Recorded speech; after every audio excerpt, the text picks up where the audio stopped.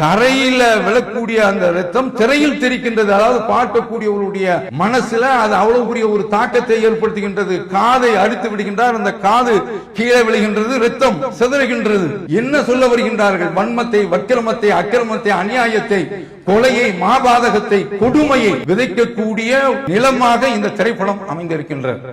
வீழ்ந்து போய் கிடக்கின்றார்கள் திராவிட கட்சிகள் என்று சொல்கின்றார்களே, இவர்களும் அதற்கு ஆளவட்டம் சுற்றக்கூடியவர்களாக இருக்கின்றார்கள், அதை தூக்கி பிடிக்கக்கூடியவர்களாக இருக்கின்றார்கள். அப்போ ஒரு இளைய வயதில் இருந்த ஒரு நபித்தோழர் பதில் களத்தில் போய் தன்னுடைய உயிரை அல்லாஹ்வுக்காக, அவனுடைய மார்க்கத்திற்காக வேண்டி அர்ப்பணிக்கின்றார். தாய் என்ன செய்யறாங்க?